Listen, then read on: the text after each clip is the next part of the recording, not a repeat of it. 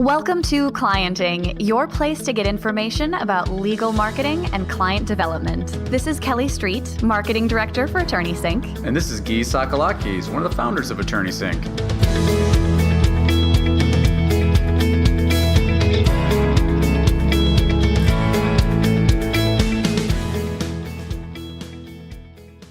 Well, it is a happy day, Tsakalakis. We get to record another episode of Clienting. I am fired up, Kelly Street. We're really into that full name thing, aren't we? I think so. I think we both have good, solid names. Oh, thanks. And I think it also lends itself to the legal mindset because firms are often named after the last name of the lawyers. And while I am not a lawyer, you are. And so let's do the full name thing. Esquire. We have a really awesome guest today who contacted us actually to let us know, since we solicit feedback, that there was an issue with our last episode and that it was not a great file and there was a whole minute of blank nothing at the beginning of it. And so thankfully, Mr. Alex Barthet contacted us to let us know that he listened to the episode, oops issue, and then I did a little sneaking and I saw that he indeed, as a practicing attorney, has a podcast and has all of this amazing marketing stuff that his firm is doing. And so I was like, we got to get this guy on our show. Yeah, we're really lucky. So one, Alex, thanks for dropping by and giving us the feedback. And two, thanks for taking the time. I think, for the guests that aren't familiar with Alex's stuff, you're in for a treat today. He's on it. I'm going to let Alex give his own introduction. But when you start checking out some of the resources, and we'll put a lot of these in the show notes as well, I think you're going to find that this is an example of an attorney who's really embraced the power of both the web, content publishing, and networking and engaging an audience online. So really excited to have Alex today. And Alex, why don't you tell us a little bit about yourself and your practice? Sure. Thanks for having me on. My name is Alex Barthet. I am the managing partner of a firm my father started 25 years ago. We have 12 lawyers. We're in Miami, and we focus exclusively on construction law. So we help contractors, architects, engineers, developers, plumbers, electricians, anyone in the construction trade with construction-related issues, contracts, construction disputes, payment disputes. I've been doing it now for almost 20 years, and we've been focusing heavily on our online marketing and online presence generally, I would say the last 10 years, and I have made every mistake that you can possibly make. I've wasted a ton of money in places that I should have never spent it. So I learned through the school of hard knocks, unfortunately. I wish this podcast was around when I started. Sometimes that's the only way to learn. Yeah, that's what I tell my kids, unfortunately. Yeah, no, that's similar to how I got familiar with a lot of this stuff too. Was back when I was practicing, it was you got to try something, put something together. But so I wanted to confirm something with you because this is still, even though it's 2018, we hear this a lot. You are actually building client relationships from people that are finding you online. That is true. That is a true statement. And probably 5 or 8 years ago, I would have told you that is a fallacy. It doesn't exist, that I would never find a paying client off of the internet. And actually, it's something that I hadn't mentioned to you before. I'm going to pull it up while we're talking here. I keep a running list, nothing special. I know there's software that lets you do it, but I have an Excel spreadsheet that I keep track. I screen most every lead that comes to the office. And I was able to make a little running total that I keep track of. So from January 1st to the present, through and including yesterday, we received 217 leads to the office in one form or another. Someone we knew, someone that found us off the internet. Of those, 26 became clients. So I keep track of the ratio of who's a lead, where they go through the funnel, when they close. That's about 12%. And what's most interesting about that is that of the 217, 103 found us, roughly speaking, through some relationship we had. I spoke at an event, someone knows one of my law partners, someone knew me or was referred to me.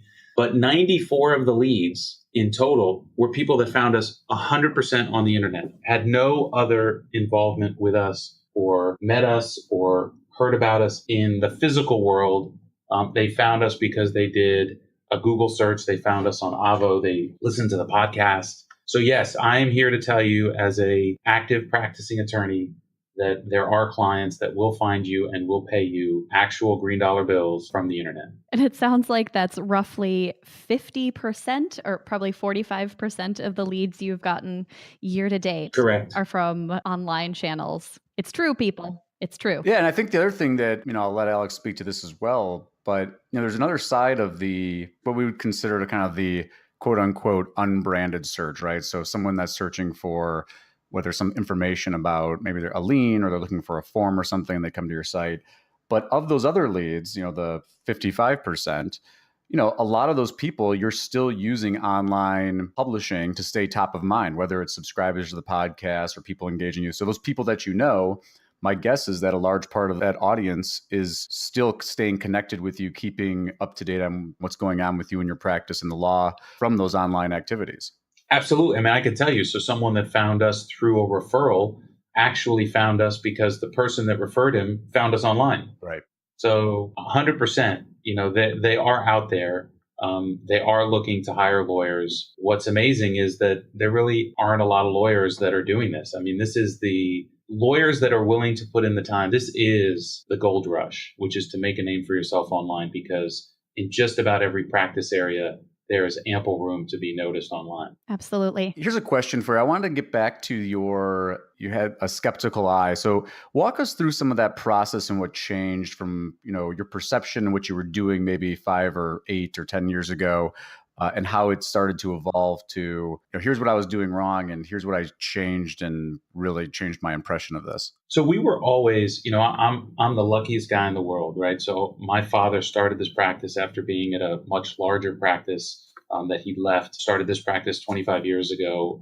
I graduated engineering school, went to law school, started working with my dad right away. We had a handful of attorneys, and I was just a journeyman attorney doing work, but always noticed that my father had a great bent for marketing. So he was always marketing. He was always writing a quarterly newsletter himself and sending it out to clients, always doing something. We practice here that we try to make some type of contact with every client or prospect once a month. Maybe that's our newsletter that we send out quarterly. We do an email blast. That's not your typical email newsletter. We do that quarterly, and then lots of other things. So we always had a strong marketing arm, and my father's mantra is you need to market the most when you are the busiest, which is counterintuitive, but our sales cycle as lawyers is so long. The people that I meet today, my goal is that they become a client within 6 to 18 months. But if I wait till I'm slow to start kind of picking up the marketing, well, then I'm going to stay slow until that time peters out and they're actually ready to hire me. So we don't take our foot off the gas of marketing. So about 10 years ago, I joined a networking group for attorneys. It's called the Attorney Breakfast Club. It's a local group here set up by a personal injury lawyer. And we get together once a month. And he was doing a lot of social media marketing, videos, blog posts. He was getting featured articles in Huffington Post and other publications. And I was always a little skeptical, but then I started to try more of the things that he was doing and noticed that it was working. So we created this website separate and apart from the firm website. So the firm website is barthet.com. We set up a different website for our blog called The Lien Zone, LIEN, which is a specific document in construction, a lien. So thelienzone.com. And we started publishing articles there. And slowly but surely, we noticed that it was getting traction. So we kind of, every few months, we would double down and do more and do more. So instead of publishing once a quarter on the Lien Zone, we went to once a month. And then from once a month, we went to once a week. Then we started shooting videos.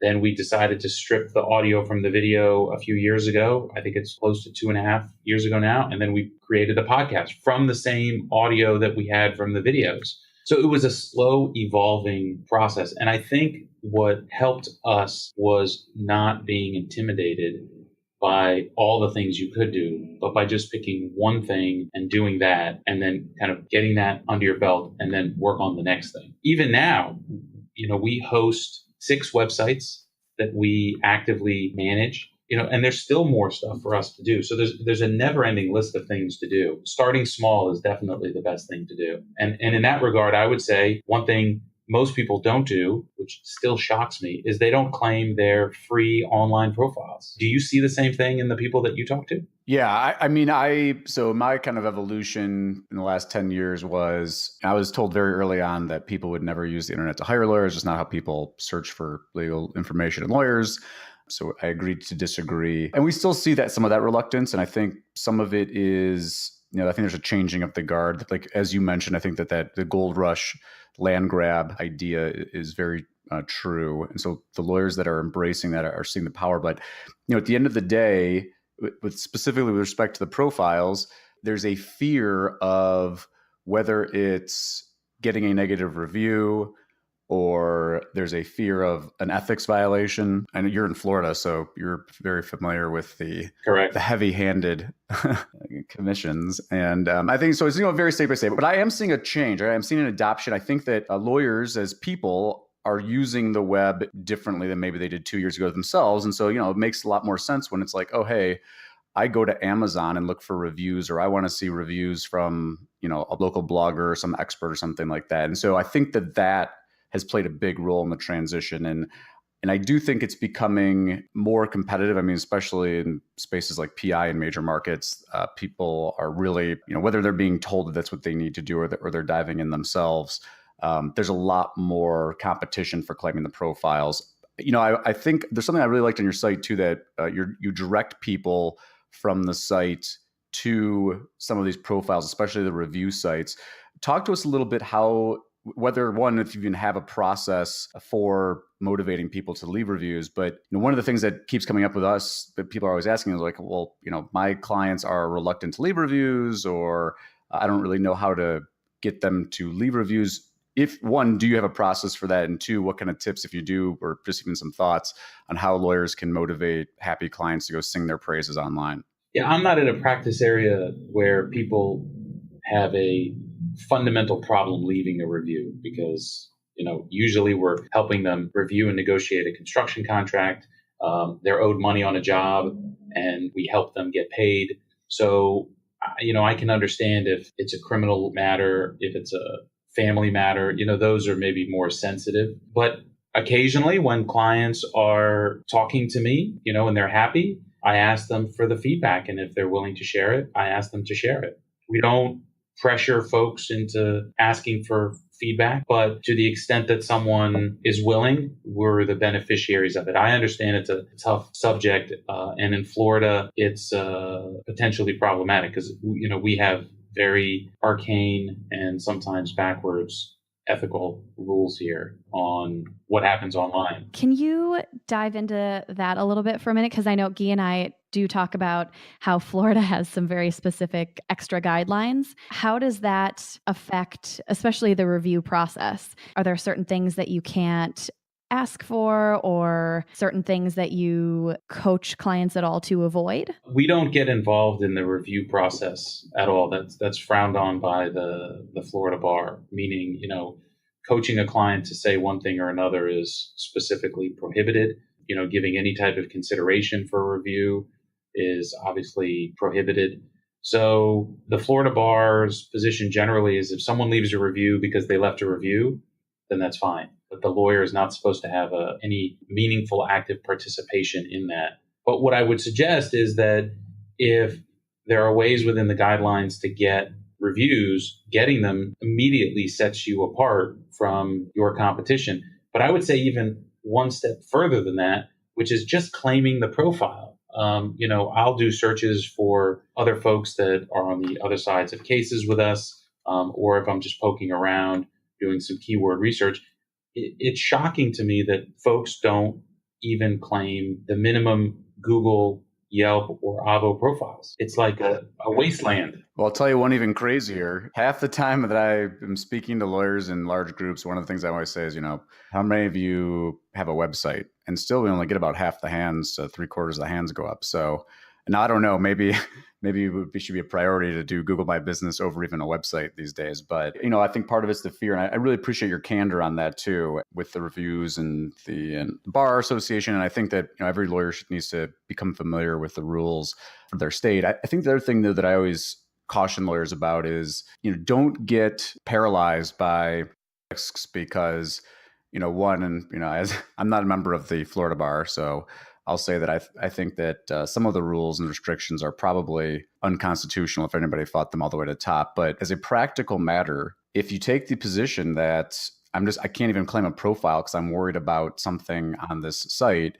I think there's a bigger risk there than the state bar giving you a reprimand for some kind of weird profile claiming thing. I certainly don't, and I'll say this, I think that the way you responded to the review question is really good in that, one, it starts with, you got to provide remarkable service to clients, right? So Correct. Absolutely. you're not, no one's trying to pressure or coerce or incentivize monetarily or that kind of, well, I shouldn't say that. Some people do that, but that's not really the way to do it. And you get less authentic reviews doing that anyway. So, my thing is, I think it's great that the key that you said that I think lawyers need to embrace is setting up whether it's just a simple task or an item in your process for closing out a file, ask for the feedback.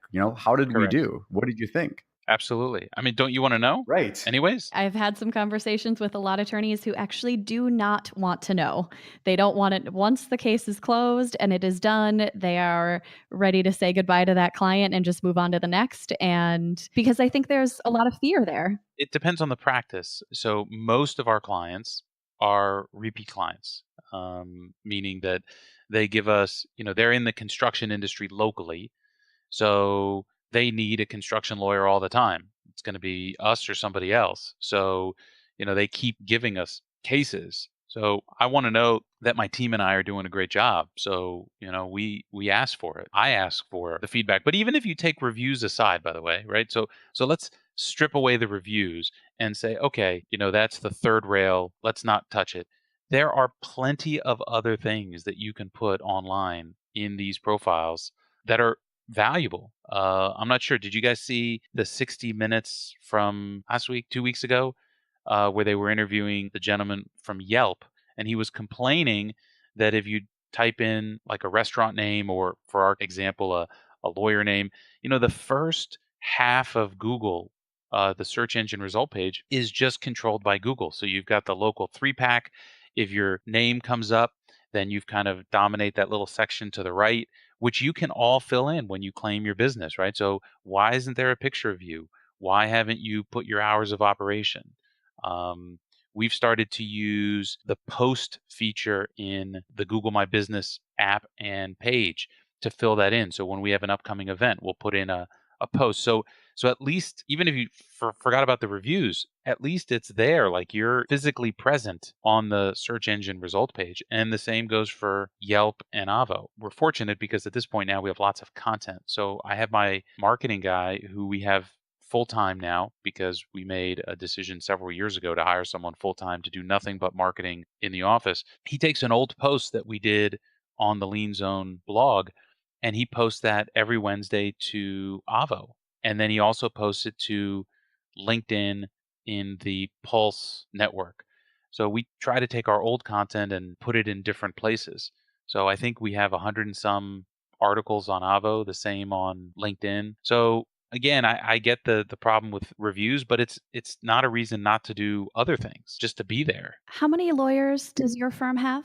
We have 12 lawyers. Okay. I just kind of wanted to call out, you guys made the investment in a full-time marketing person, and what does that look like with how big the rest of the firm is? And for what it's worth, by the way, I would love to tell you that I can get, aside from my father and I, get the other 10 lawyers to actively participate in much of this. And the reality is they're not all that interested, which I think is the driver. I mean, if we asked ourselves, why don't more lawyers do this? I think is just they're just not interested. Right. Or they, it's a combination of their interest level, their time, right? So, back to something you said earlier, I think a lot of lawyers, one, if they've already established a nice book of business, they think, oh, I don't really need to do this marketing stuff. Or two, they're scrambling, especially solo and small firm lawyers.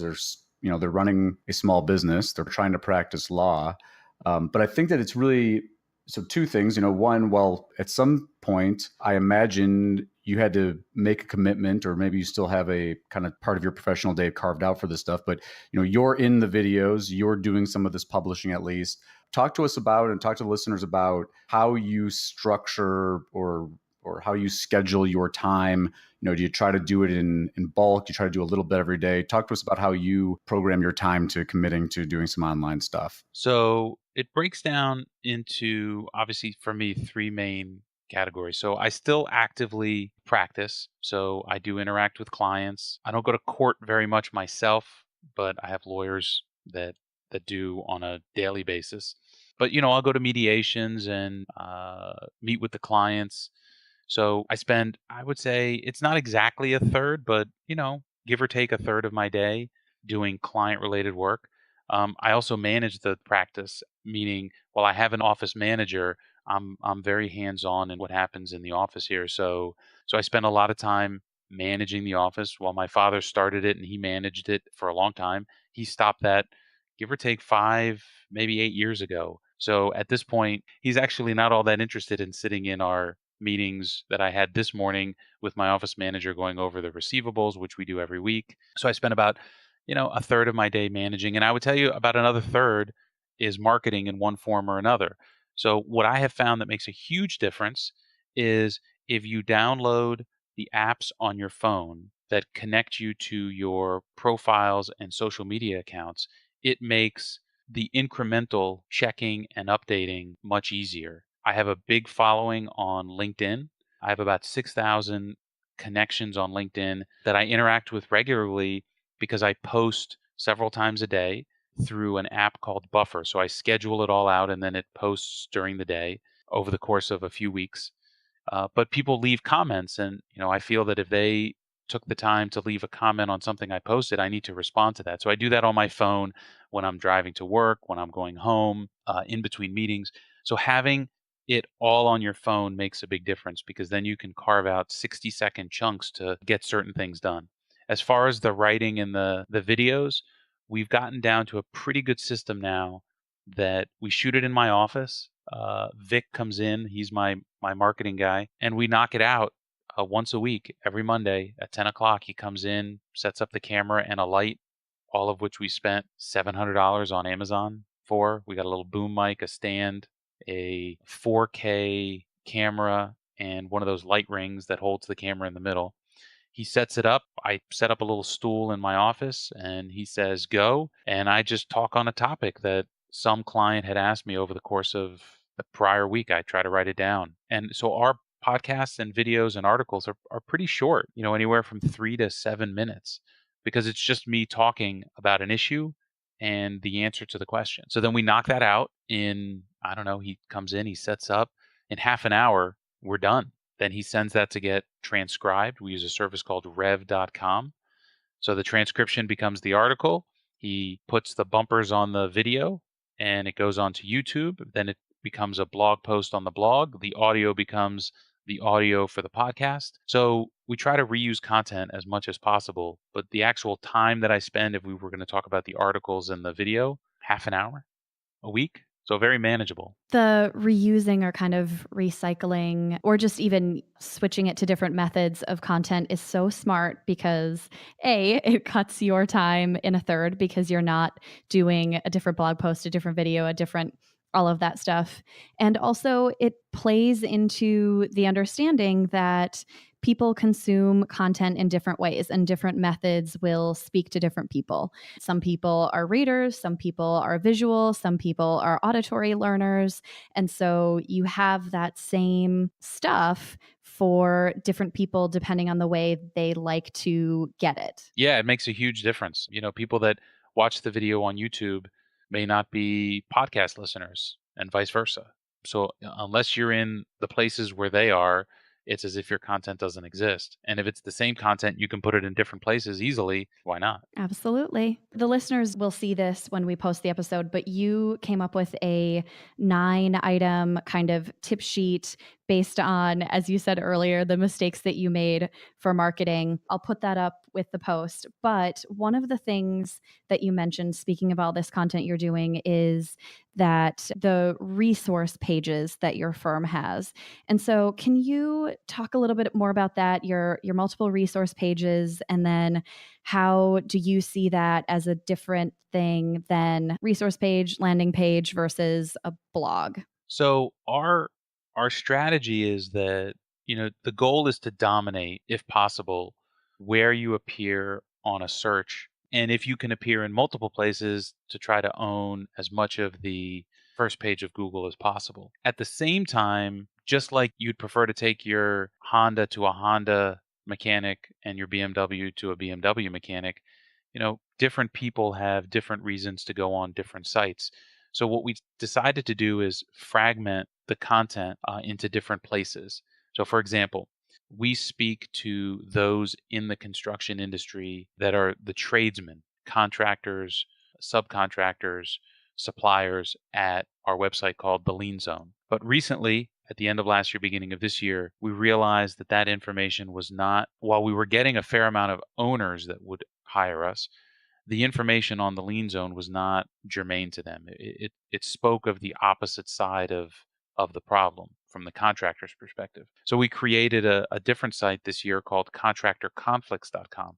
And that site is intended just for owners.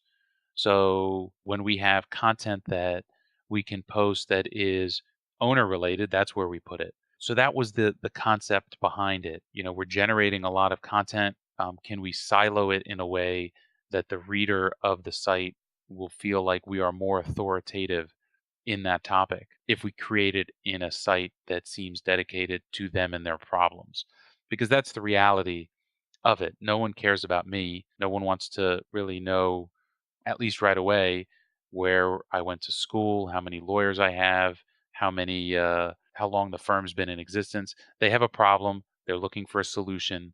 Can they find a place online that gets them closer to that solution? Once they feel comfortable that they are, then they spend the time and say, okay, now I feel comfortable with this person. Let me find out about him or her. So that's what we do with the various sites. And we have others. I created a site called constructionlawyersalliance.org, which is a group of seemingly similar minded attorneys throughout the country that have construction law blogs. And it's an aggregate site for all of them. And that's developed work because there are lawyers in that group that refer work. So when someone in Texas has a construction case in Florida, they go to the Construction Lawyers Alliance site and they may be a member, and then they find us, and vice versa. I've referred cases to people in other states because of that. It's just about trying to create a place, call it a community of sorts, where people can find information that they're looking for. That's really smart. And the alliance thing, I love that, kind of making sure that you're connecting people, because you may have clients who they're doing work in other states. And even if your law firm is only licensed to practice in Florida, you can then refer them to somebody else that you trust through this alliance in another state. That's really awesome. Yeah, it's worked out really well. Keeping in mind that a lot of people will look at this and say, "Wow, that's a lot of work," and it is. There's easy ways to network that don't require all of this. I'll give you another example. So, we were part of a general business networking group for many years. My father was, when he started practicing almost 40 years ago, and that group grew. And then, as I would say about 8 years ago, it really started to falter after the recession. And it really never produced fruit for us as a networking outlet. So my father left that group, and there was a handful of folks in there that were in construction. And he decided, you know what? Let's just meet for lunch. I'm going to meet once a month for lunch with these folks and other folks that I know in construction. And let's see if we can make our own group. So they did that once or twice. And the first time there was 4 people at lunch, and the next time there was 6. Then my father found a room. Then we had 10 people for the next month. And we decided to give it a name. So we call it the Miami Construction Forum. And now we routinely have between 30 and 60 people come every month. We have it hosted at a conference center. And now it's kind of this freestanding association that we host We get different speakers on different construction topics. Maybe it's surety bonding, maybe it's insurance, maybe it's accounting or safety. Only occasionally do we actually speak on legal issues. We try to keep that to a minimum. And it's turned into a little networking group of its own. So we created a website for it, miamiconstructionforum.com. So it doesn't take a lot of effort to get together for lunch every little while with the people you know to network. And that doesn't take anything on the internet, quite frankly. We made the website just to make it easier and have a place where we could post the upcoming events and send people to if they had questions. But, it started by just having lunch with people that we knew. Everybody needs to have lunch. Absolutely. And it's funny, this group that I belong to, the Attorney Breakfast Club, it started because this personal injury lawyer looked at, he would go out with his referral sources every week. So he'd go with someone one week, someone else the next week, maybe twice in a week, he would go with different referral sources. And he says, I keep going to these one-on-one lunches, which is nice. What if I got all these referral sources together and I just bought breakfast for everybody and they could network with themselves? And that's how this Attorney Breakfast Club group started, because he was just trying to save time and a little bit of money on his own to network with lots of people all at once. And it turned into a freestanding networking group. I love that. Alex, one of your last tips, unfortunately, we will not get to spend a ton of time talking about all of them, but like I said, I'll have that list up. But the last one that I wanted to touch on, I think partly because there are few paid profile sites or different paid sites that I have come across the last few months.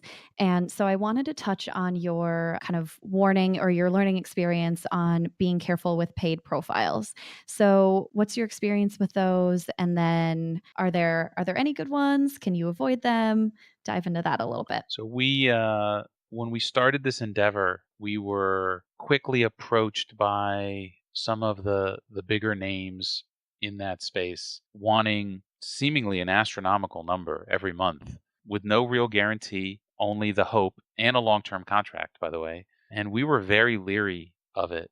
Quite frankly, with what they wanted us to spend, I figured I could hire someone full-time and manage it myself, which at the end of the day is what we did. I believe that while they still rank, I think Google frowns upon methods of creating content which is seemingly stock. I mean, it's really not that authentic. And if you took even a fraction of that spend and just bought some pay-per-click ads that either you manage yourself or have a service like I guess you guys can manage ad spend, you're far better off, in my opinion, than spending what they want you to spend. Because in many instances, I believe some of them, they will also own the domain, so that if you don't continue with them, then the domain stays with them and you don't even get that, which would be even a bigger problem if you've spent lots of time using that service. And then at the same time, I would be cautious about whatever data they're giving you. The only metric that matters to us is how often does the phone ring and how often does someone sign an engagement agreement. Clicks on a website while we look at them, are not tremendously meaningful. How many people listen to the podcast? Not all that important. I can tell you a story. We had one person that hired us recently because he was an avid podcast listener. And at that point, I think we were lucky if we were in the triple digits of downloads of our podcast. So they sell a lot, these paid profile services. They sell convenience and a promise of work. And in many instances, I don't think that they can deliver. But the convenience is definitely there because you don't have to do it. And as a lawyer, if you didn't want to do it, the idea that you throw someone a lot of money and it seems to get done may be compelling. But I think you could do a lot more with less money. I'm curious if you find the same thing. I'm always like, look, different things work for different folks. I think that some of the things that you talked about are really important, though, is, defining those metrics of success and holding whatever advertising spend or paid media spend you're going to have accountable for a business metric. I mean, like you mentioned, whether it's phone calls or, new client signups. I think that's the missing piece, because I've seen situations, and I agree with you on Google's position. I mean, I don't think if Google had their druthers, they would just de-index all of the directory sites, paid profile sites, but they can't do that for a variety of reasons that are for a different podcast episode. But I think that the key is making sure you understand how you're measuring what success looks like, what your target return on an ad spend or return on investment is for a profile or something like that. And that's where I think that the problem often comes up is, as you mentioned, it's long-term contract, high monthly fee. What am I getting out of this? Shrug. Correct. That's the thing to watch out for. And if you're paying for anything, whether it's pay per click or whether it's paid profile or anything, you've got to have something in place to, one, define success up front, and then two, to measure how it's performing over time, or else you should consider stopping spending immediately. And I would add to that, you need to have a realistic understanding based on a conversation with a professional in this space of what real success really looks like. So if we go back to my list of leads, right? So I screened a lot of calls to only close 26 people. So, a cynic would say, well, look, clearly, I mean, you got so many tire kickers on the internet that look at all the time that you spent, it's not worth it. Like, why have all of that effort if they're not gonna hire you? Which, by the way, I'm gonna call this a bonus secret. I tell this to people all the time, and no one believes me, but it is amazing how it works. Everyone that calls asks to set up an appointment. They all want to come into the office and have an appointment. I could clearly not see 217 people because everyone invariably takes an hour. That would be a tremendous amount of time. So I tell people I'm more than happy to have a meeting, and I'm happy to set that up. But why don't we spend a few minutes on the phone now so that I can understand your situation to make sure I'm the right person that can be able to help you. I am now pretty good at keeping most calls less than 15 minutes. And almost always, I would tell you, close to 100% of the people that called and said they wanted to set up a meeting, after telling me their story, have no interest in coming in to see me, but will still hire me. So I challenge the lawyers out there that think that they need to set up a meeting to be frustrated to not close the deal, that they need to think about how they screen their calls and close prospective clients.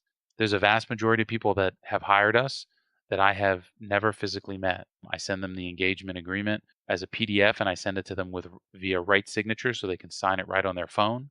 They can pay with a credit card with the engagement agreement. And keep in mind, everyone that hires me has to write a retainer. We only do hourly work, and everybody that hires us needs to pay some form of a retainer. It's the real deal. So I would challenge people that screening calls like they think they need to, or screening prospective clients may not need to happen like they think they do, or how the client thinks it should happen. I was hoping that was where you were going to go with that, is that it can be so beneficial for both your client and for your firm to just take 5 to 15 minutes talking to someone to make sure that you're the right fit for each other. And that, being that it's a case you want to take on or that you can take, and that they're going to be comfortable with you representing them. Correct. And all of that you can get in 15 minutes, right? I mean, are you attorney number 7? So you were going to say, oh, I'm definitely not taking this case. Why have this person in your conference room? Or do you already have a conflict? Occasionally people call and they want us to handle a case on a contingency, which we don't do. But if I set up a meeting, blocked out that time in my day, and then they came in and they wanted us to work on a contingency, it's a complete waste. So that's why people say everyone should be doing the work that is the highest and best use for them. Right now, I screen every one of the calls. If you went to Google and you typed in Miami construction lawyer, you would get us there, the Barthet firm. And that number, that is my direct number. It doesn't go to my assistant. It goes right to my desk. So I answer the phone. Hello, this is Alex Barthet. And sometimes on the other end, it's a prospective client that just clicked call now on Google. And I spend 10 minutes with them on the phone. And sometimes it works, sometimes it doesn't. Wow. You guys are really doing things in a way that I hope is inspirational for our listeners, because everything that you're saying today, it just really resonates with not only what I would want to see in an attorney, but also how we try to tell our listeners that they should be marketing their own firms. So again, I appreciate so much you taking the time to talk with us today, to put together the sheet that you did. I think people are going to get a lot from this. I appreciate it. Thanks for the opportunity. I hope people put it to good use. There's a lot of business out there if just people work a little harder to get it. Absolutely. Alex, thank you so much. I think this has been one of our best episodes, and really appreciate it. Thank you for your candor and sharing all this stuff. And I know that I challenge anyone who's listening to send us feedback that they didn't learn at least one thing from this episode. So thank you so much. As always, if you are interested in participating in the podcast or have suggestions for topics, please don't hesitate to contact us. You can contact us by email or directly through the site at attorneysync.com.